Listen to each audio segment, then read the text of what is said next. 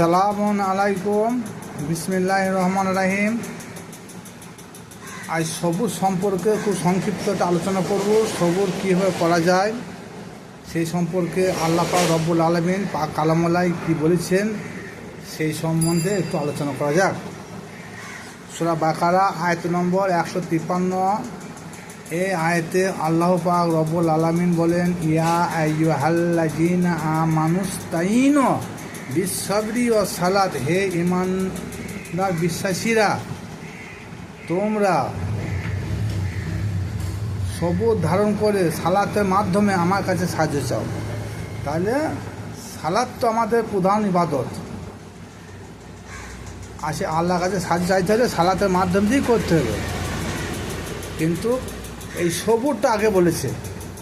কিন্তু আমরা যারা সালাত আদায় করি, প্রচলিত সালাত যারা পাঞ্জাগানা পড়ি, তাদের মধ্যে কিংবা আমাদের মধ্যে সবুর আছে তো? আজ যদি বলে না আছে তাহলে ঠিক আছে। তা সবুরটা কী সেটা আল্লাহ পাক রব্বুল আলামিন সেটা এই সূরা বাকারার অন্য আয়াতে বিস্তারিত অর্থ বর্ণনা করেছেন। এই সূরা বাকারা আয়াত নম্বর 157। এই আয়াতে আল্লাহ পাক রব্বুল আলামিন বলছেন যে এটা না 157 নয়, এই আয়াতটা হচ্ছে 155। আল্লাহ বলেন, আমি তাদেরকে পরীক্ষা করব, ভয় দিব, ক্ষুধা দিব, শারীরিক অসুখ দেব, ব্যবসা বাণিজ্যিক ঘাটতি দেব, মাঠের ফসলের ঘাটতি দেব। তাহলে তারা সেই অবস্থায় যে ধৈর্যশীল আছে কি না এটাই তাদের পরীক্ষা হবে। কিন্তু দেখুন এখানে আল্লাহ বলছেন কতগুলো কথা, কিন্তু আমরা তো একটাও এই ধৈর্যগুলোর মধ্যে একটাও ধরে রাখতে পারি না। একটাও যদি আমরা এরকম ঘাটতি এসে যাই, কী বলি আমরা, বলে কান্না ক্ষুধা দেখতে পাচ্ছ না, বেঈমান ক্ষুধা বলে থাকি। কিন্তু আল্লাহ পরীক্ষায় আমরা কী করলাম, ফেল করে যাই। তাহলে আল্লাহ পাক রব্বুল আলামিন বলছেন, তুমি যে নামাজ পড়তে যাচ্ছ তুমি তো সবুরকারী বটো। তা সবুরকারী হতে হলে এই যে গুণগুলো বললাম, আল্লাহ যে আমাদের পরীক্ষা করবে, এই পরীক্ষায় আমাদের পাস করতে হবে। আবারও বলছি, আমাদের ফসলের ঘাটতি দিবে, জানের ঘাটতি দিবে, মালের ঘাটতি দিবে, ব্যবসা বাণিজ্যের ঘাটতি দিবে।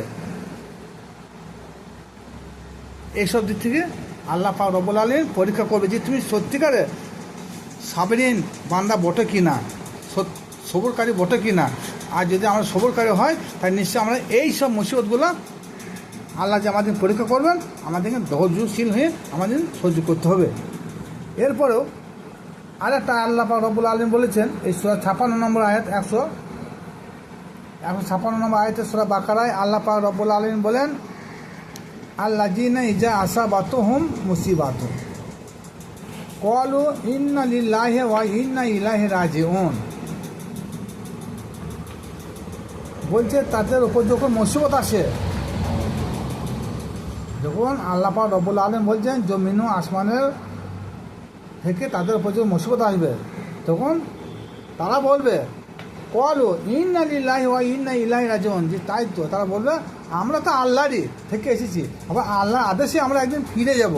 সুতরাং যে মুসিবতটা দিয়ে আল্লাহ পরীক্ষা করেছে এটা আমাদেরকে মাথায় পেতে নিতে হবে, এটা সহ্য করতে হবে।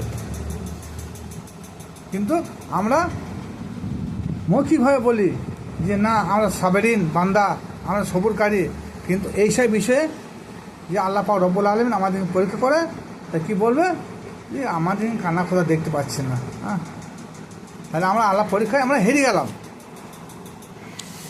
যখনই আমি সবুরকারী হয়ে যাব তখনই আমরা কী হব, সুপথগামী হয়ে যাব।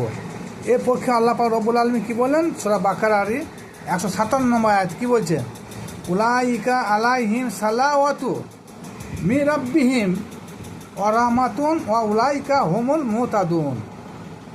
উলাইকা তাদের রবের পক্ষ থেকে তাদের উপর অনুগ্রহ বা রহমত বা দোয়া রয়েছে, তারাই হবে সুফলগামী বা সুপথগামী। তাহলে আমাকে আগে হতে হবে সবুরকারী।